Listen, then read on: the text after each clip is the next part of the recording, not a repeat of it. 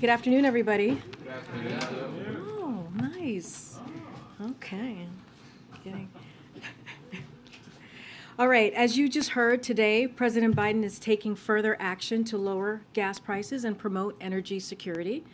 When Putin's war sent gas prices up, President Biden made clear he would do everything in his power to lower prices for American families. And he's been delivering. Gas prices fell at the fastest rate in over a decade this summer. They've dropped almost every week since June and are down by $1.16 per gallon on average. Now, President Biden announced additional actions to strengthen energy security, address the supply chain, and lower costs. He is releasing 15 million barrels of oil from the Strategic Petroleum Reserve to be delivered in December. He is directing the Department of Energy to be ready to move forward with additional releases of oil this winter if needed. And he announced that the administration intends to repurchase oil for the SPR when prices are around $70 per gallon. He's also calling on oil and gas companies to pass on their savings to consumers at the pump. Right now, right behind me, you see this chart. The profit that energy companies are making in every gallon of gasoline is about double what it typically is at this time of year. And you see that between the crude oil and the retail gasoline prices there in the lines. The retailer margin over the refinery price is more than 40% over the typical level. These outsized industry profits margins are adding more than 60 cents to the average price of gallon of gas and keeping prices higher than they should be. This is unacceptable. Lastly, as you know, in a few minutes, the president's going to be making another announcement, a new actions to boost electric vehicle battery production and ensure that we have the critical minerals we need to keep building them right here in America. The president's economic agenda has generated an American electric vehicle manufacturing boom. Today's announcement will further that progress.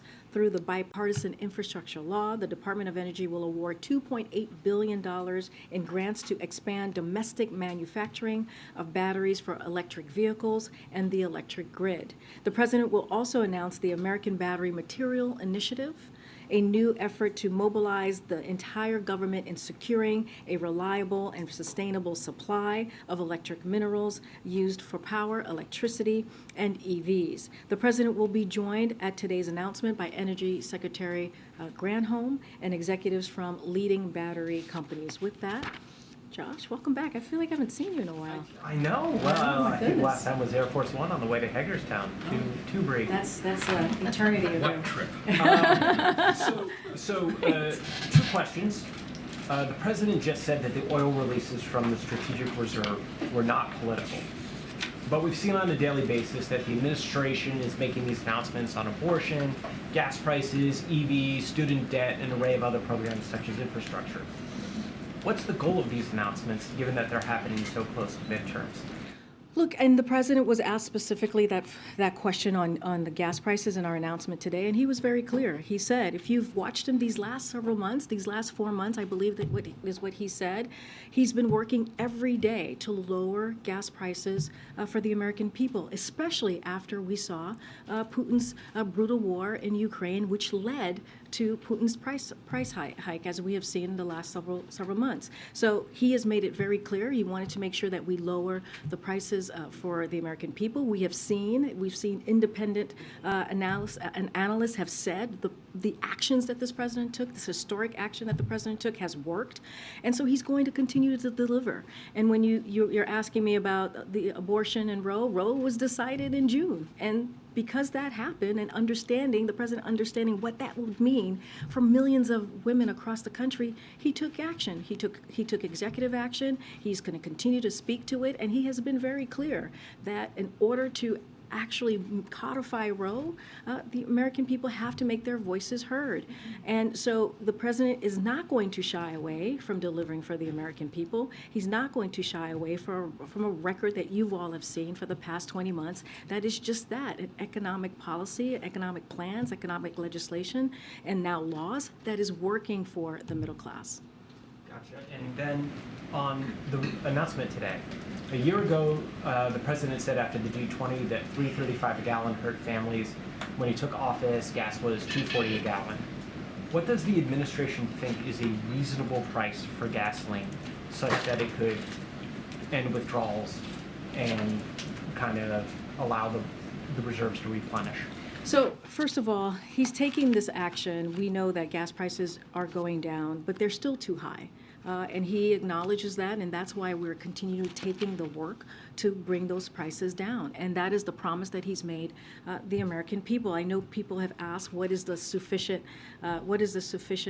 level, right, in order to make that to be at a point where we feel that the supply is where it needs to be. Look, the supply has to meet demand, right? We just had this chart that laid out what was the stark differences that we're seeing with cost. When it's 60 cents more, we are saying to oil companies they need to make sure that the profits that they're making, that also the everyday Americans get that relief as well.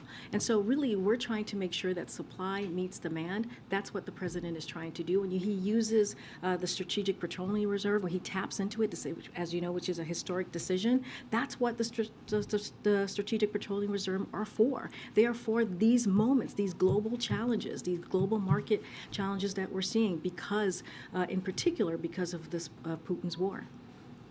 Thanks, Karine.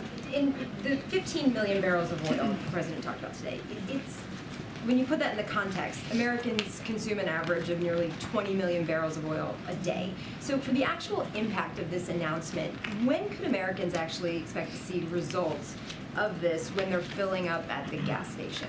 So today's announcement is about responding to the effects of Putin's ongoing war. And that's why the president took this action, because it's still continuing. Putin's brutal war on Ukraine is still ongoing, as I just said. It completes the release of the 180 million barrels the president announced earlier this year.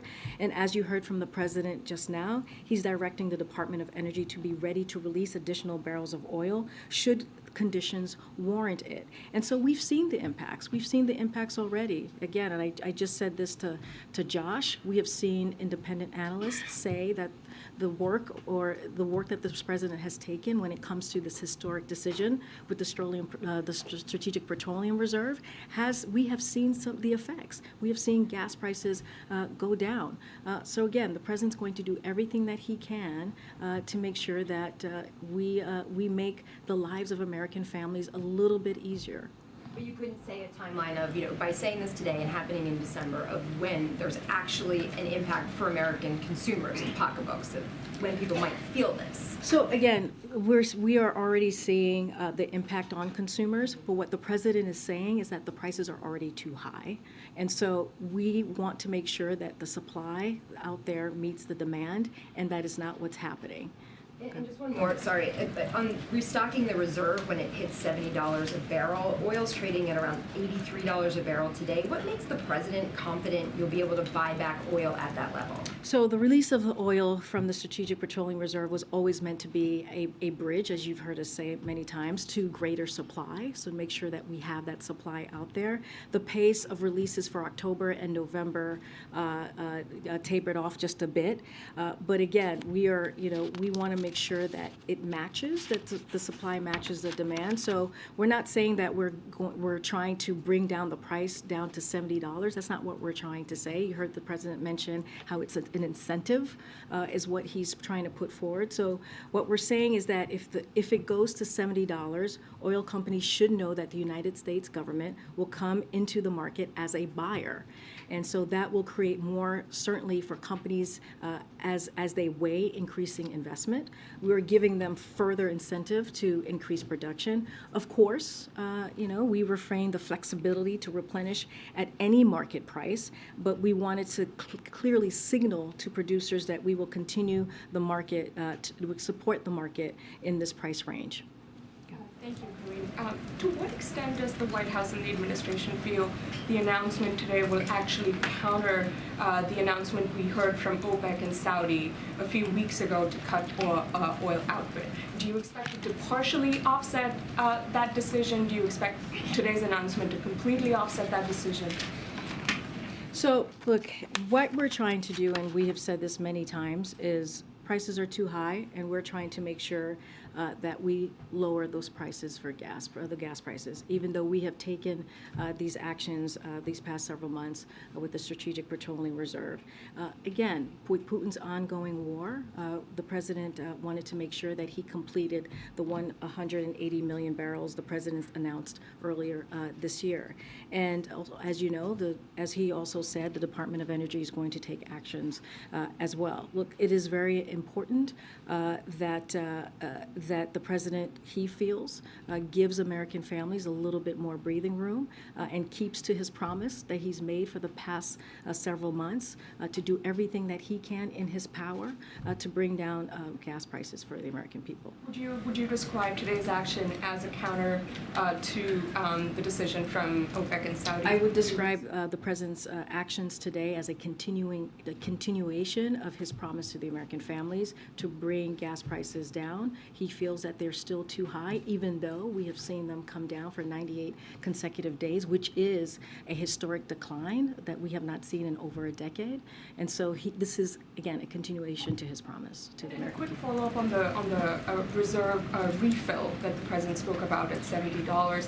How long does the administration expect that to take? I mean, any internal estimates, especially because there is a price gap of $70 now set. Are there any internal estimates on the timing that you expect this to take? I don't have a timeline for you at this time. Look, the president, as he said in his remarks, that he sees this as an incentive for oil companies. Just on the president's message to oil companies today that they need to not prioritize profits at a moment when Americans are going through such a hard time. Just curious whether he has recently spoken directly to any oil company executives to deliver that message. Well, it's a good question. I don't have any calls to read out to you, but I think when the president speaks at the podium and makes those comments, which he has made many times, that is speaking directly to the oil companies. I'm pretty sure that they are listening and that they are hearing the president directly. Just on the Pittsburgh event tomorrow and the grants that are being officially announced on the ground tomorrow, can you give us a sense of how these 12 states were chosen? Were there other states that applied? What was sort of the criteria used to choose these 12 states? So I'll get the team to provide you with what the criteria were in selecting the 12 states. Don't have anything to share at this time. I'm sure the president will also share more tomorrow in Pittsburgh. And do you know if John Fetterman will be at the earlier Pittsburgh event? We'll share more of who's going to be attending, as we always do, the various events when the president travels. I don't have anything for you right now at this time, but as you know, John Fetterman will be with the president tomorrow. Just to follow up on the gas thing and then divert in a different direction. When you say now that the petroleum reserve is here for this reason, how long is this going to go on? Should the oil industry, should Americans presume that the reserve will be tapped for the duration of the Russia-Ukraine war? So or until it hits a certain price point? First, let me say a couple of things because I think it's important for the American people to know. The Strategic Petroleum Reserve remains the largest strategic reserve in the world. There are more than 400 million barrels of oil in the reserve, so I want to make sure that folks understand that. And to my point, the Strategic Petroleum Reserve was created for this time, for a moment just like this, when there is a supply disruption has been caused by Putin's war. This is why the reserve exists. I mean, we have been very clear. I don't have anything more to announce beyond the December extension that the president announced, beyond the 180 million barrels of oil that we have announced very much earlier this year. And if we have, we're going to continue to monitor and take a very close look of what's happening in the next several days, in the next several months. And when we have more to announce, certainly the president will do that. I'm going to ask you, there was a lawsuit filed today in a federal court in San Francisco against the Biden administration, actually against the president and the National Archives for continuing to hold up the release of 16,000 documents related to the assassination of John F. Kennedy, alleging that the president's dragging his feet on the release. He signed a memo saying that they're supposed to be released in December this year.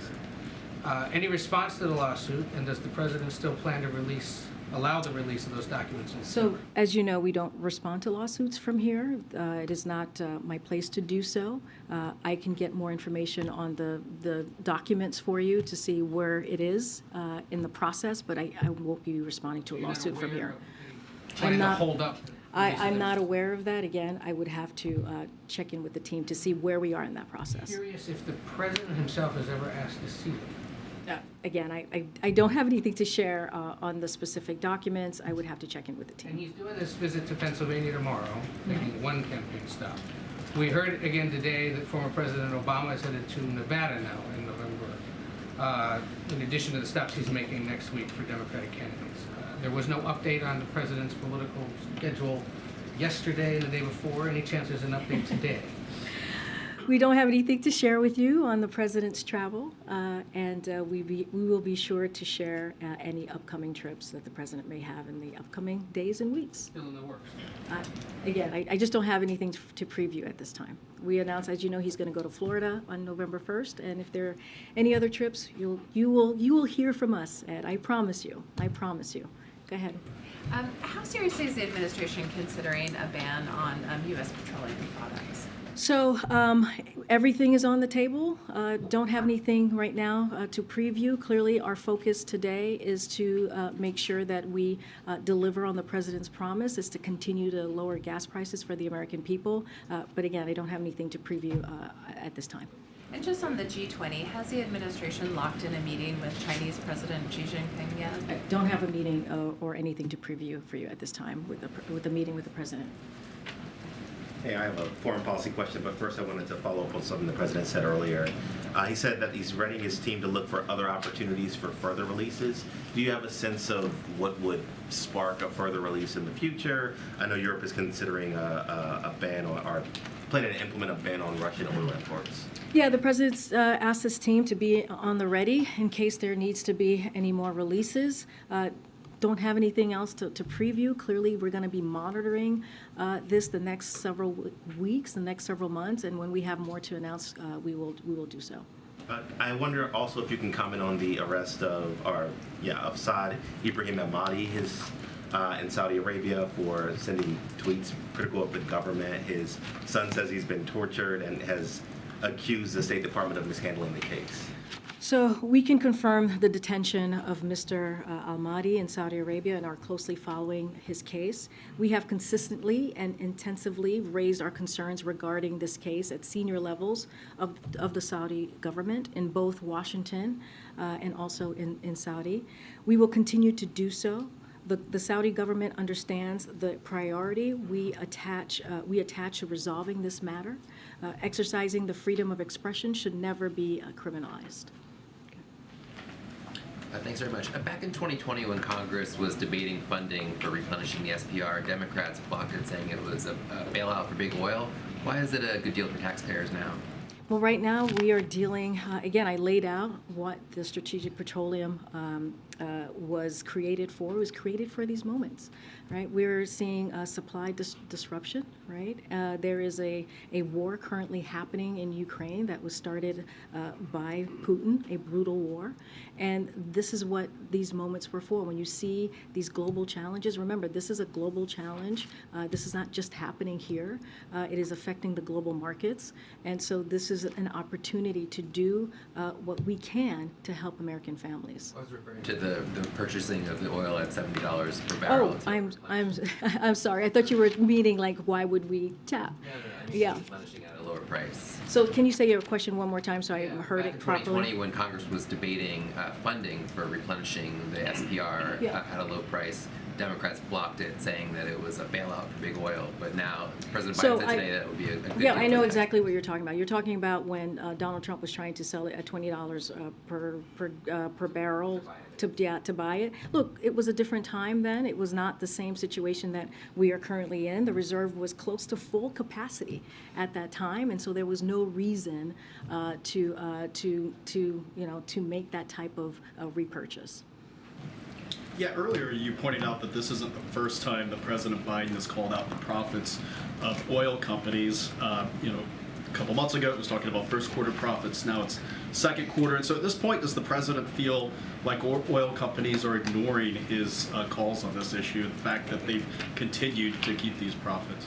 No, he doesn't think so. They actually brought down the prices. We have seen that in the past several months, but they need to come down more.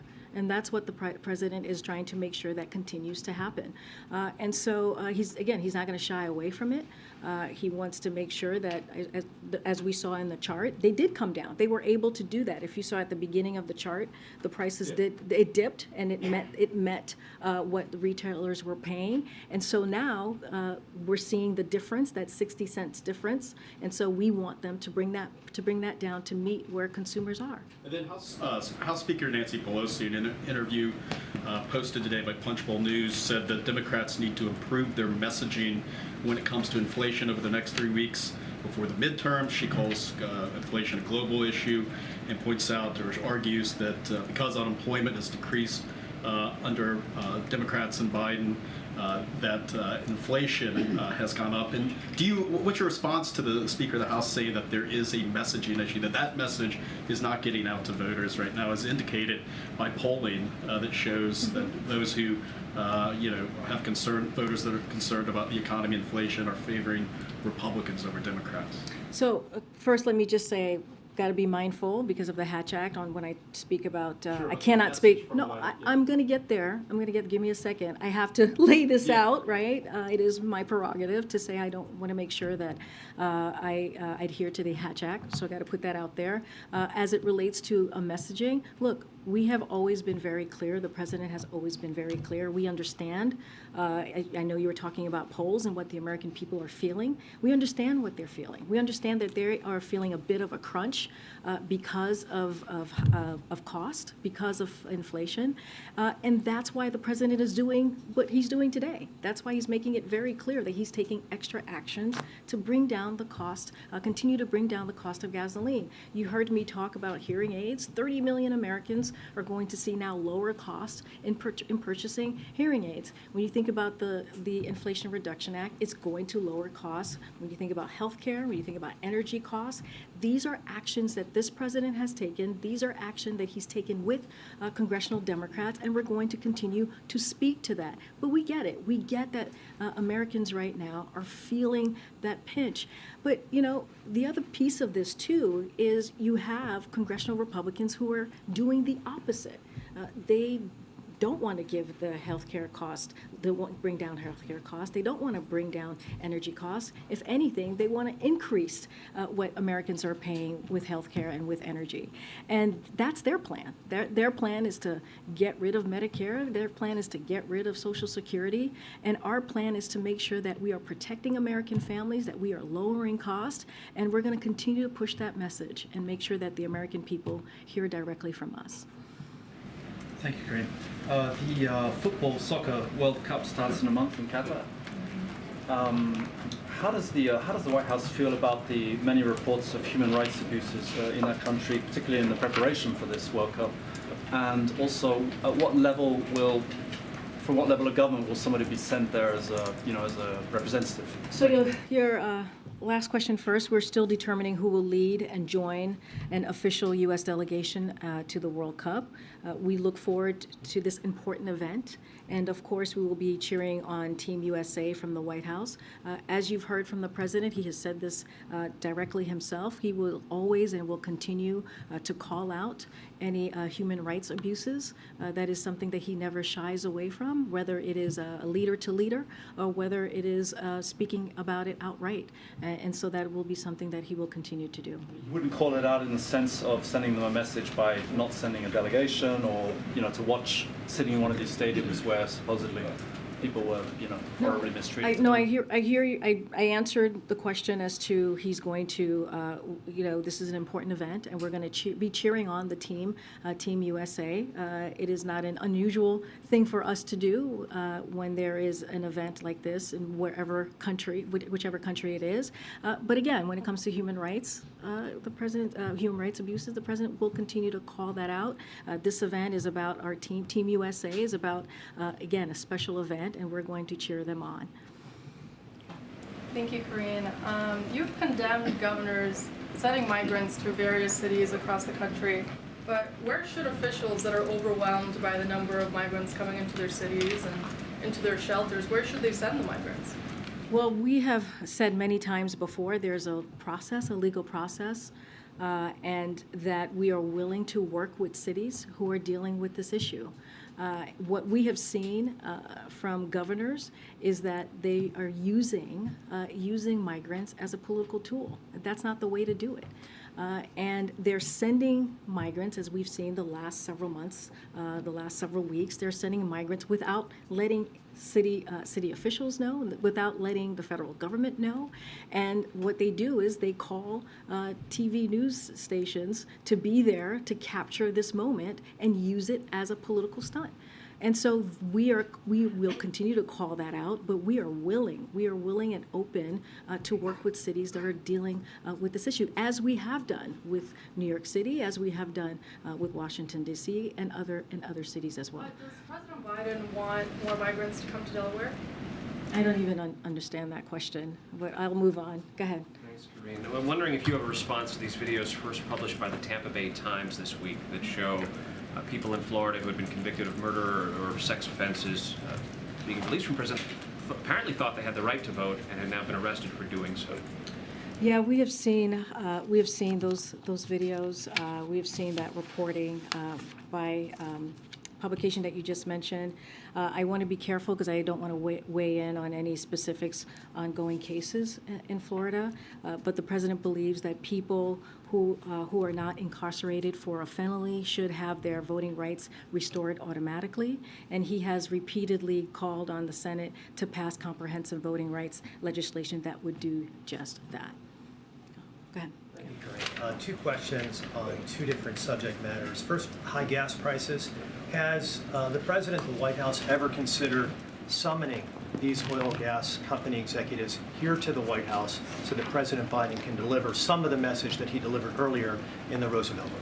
Well, as you know, the Department of Energy has had about several meetings, a couple of meetings with oil companies to have conversations on what we can do to help in lowering prices and to help with the issue that we just laid out today, and how oil companies are not meeting or not lowering. They're getting the profits but not lowering their prices. So we've had several meetings.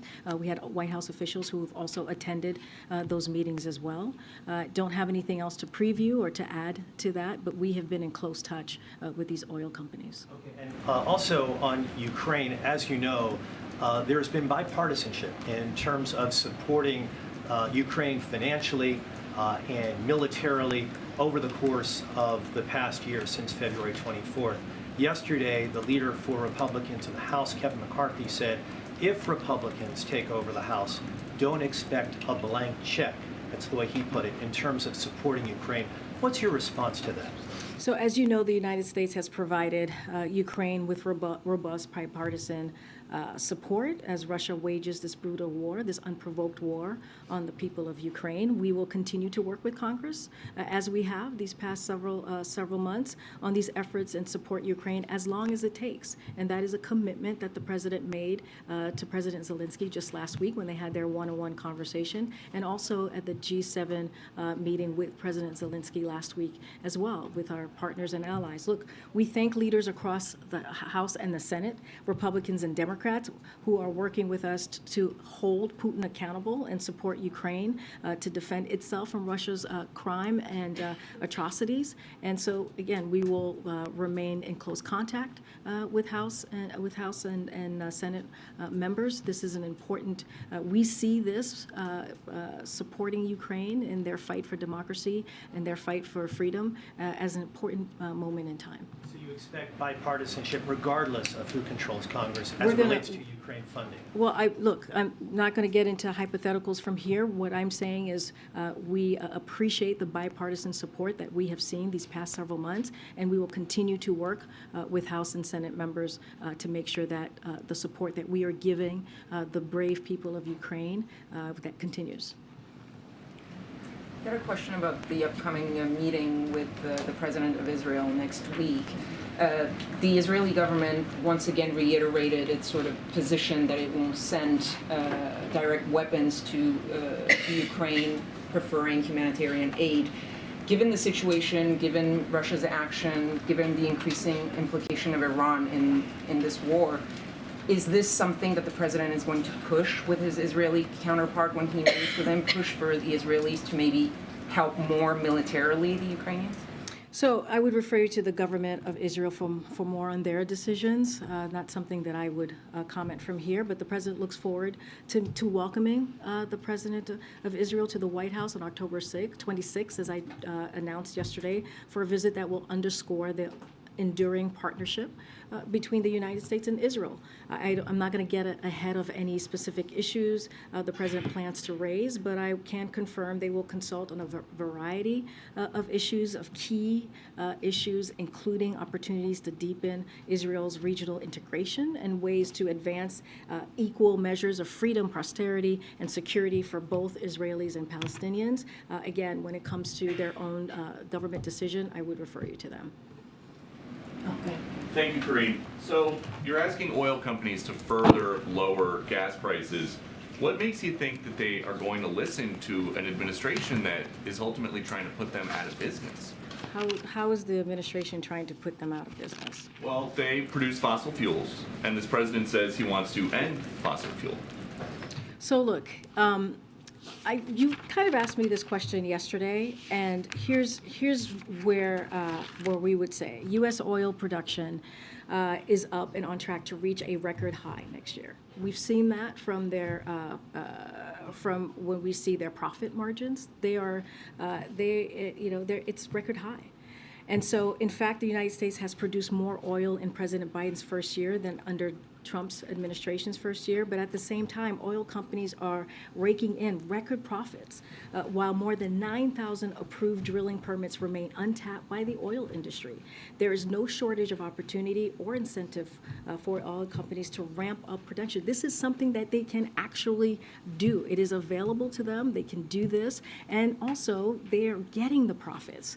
And so, because they're getting, I just showed 60 cents on the chart, more profit, right? That we're seeing, more higher costs that we're seeing than what retailers are paying at the pump. They can bring that down. They've done it before. You saw that at the chart in the beginning. They were able to bring prices down. And one more that folds in the president's top domestic priorities. In Georgia, the president's endorsed candidate for governor, Stacey Abrams, is suggesting that one way to mitigate the effects of inflation is to get an abortion. Does President Biden agree? I did not see her comments on this, so I don't know the context of this. Again, I want to be careful because this is a political debate, and it's related to a midterm, an election. So I'm not going to comment on that. Okay, I'll go to the back. Go ahead. Thanks, Karine. Yeah, thanks, Karine. So the FTC has so far found no signs of wrongdoing or price gouging within oil companies. So I'm wondering why the president still continues that narrative. Because we're seeing it from the chart. And oil companies were able to do it before, as I just stated to Peter. We're seeing a 60-cent gap between where their profit are and what people are paying at the pump. And so they can bring it down. They've done it before. And so the president wants to make sure that the profits that oil companies are making is also being, their profits is being afforded and given to the American people. So we've heard you say that the president believes there's not going to be a recession or might not happen. But a growing number of business folks who are outside this building, Jeff Bezos yesterday joining Jamie Dimon, Goldman Sachs CEO, why are they wrong then? So, look, the president has said this, and I'm going to say this here as well.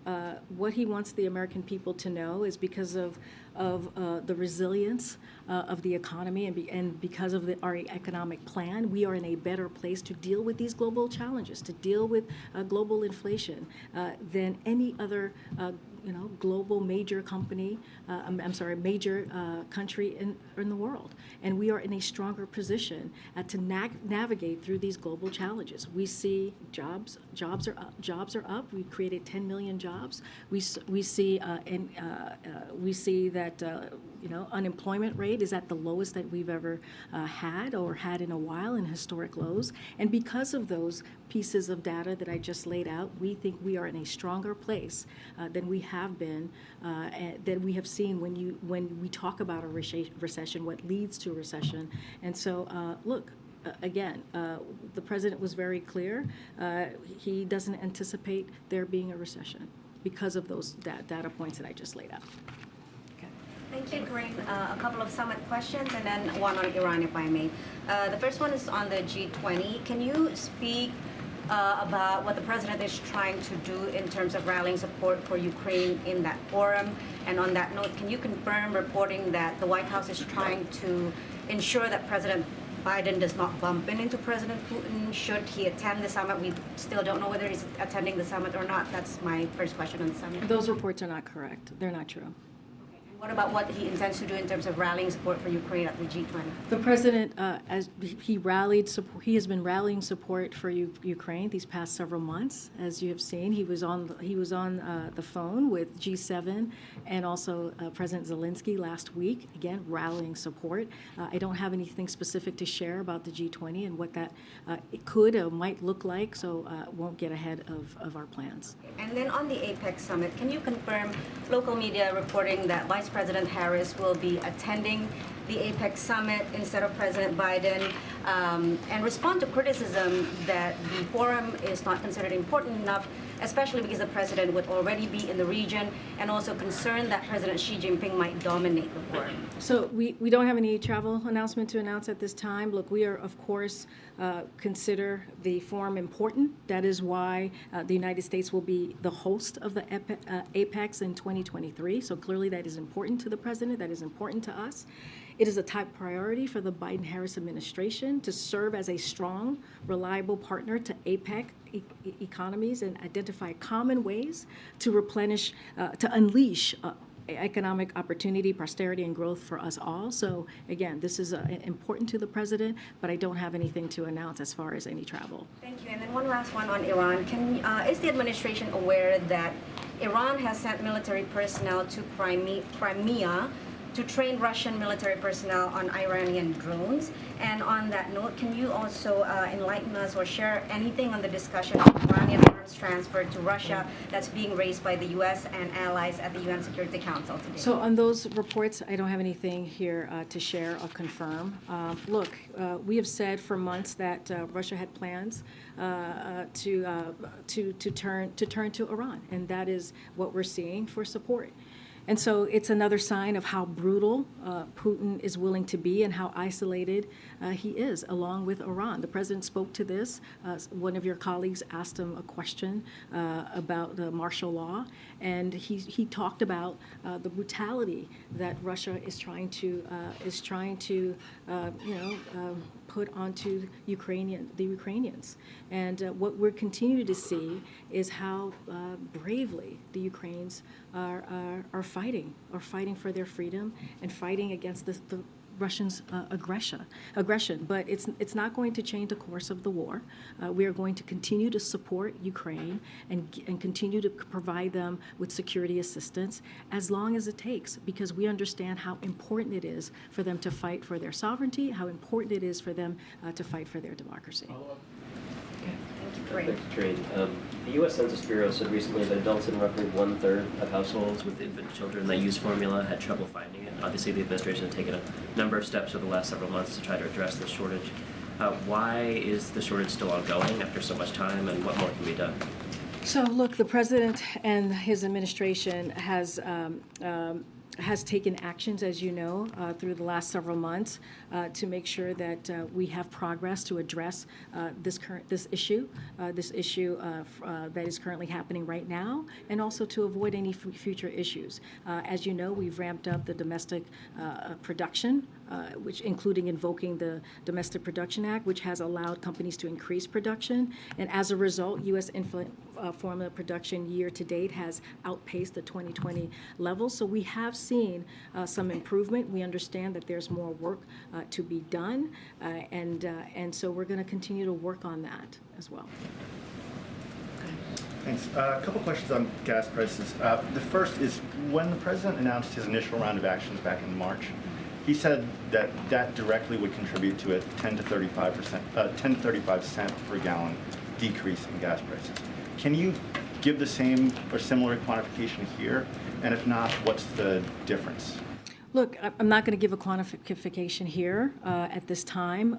Look, the difference now is that, and the reason that the president made this announcement is Russia continues its aggression. It's continuing its war. And so the president took extra action to deal with gas prices, even though that they have been going down. They're still too high. And so the president, again, is going to continue to keep his promise to the American people to lower cost at the pump. And not just that, lower healthcare costs, lower energy cost. We've talked about the Inflation Reduction Act and what it's going to deliver and do for the American people. And so look, this is something that the president takes very seriously. When we talk about inflation, we talk about cost. He has made this a priority when we talk about his economic policy, and so that's what you heard from the president today. And secondly, earnings season's coming up. You're going to have a lot of these companies, oil companies, reporting their earnings.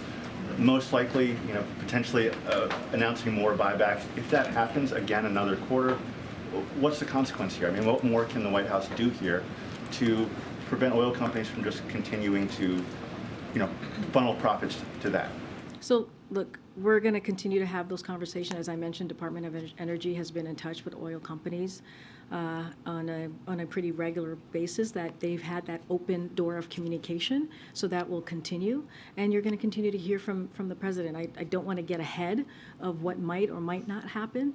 We have seen the oil companies actually act before, very early on, to bring their prices down, to make sure that that the American people are paying what they should be paying at the pump, right? To make sure that the American people are not are being given a little bit more of a breathing room. And so the president's going to continue to speak out, and we're going to continue to do the work.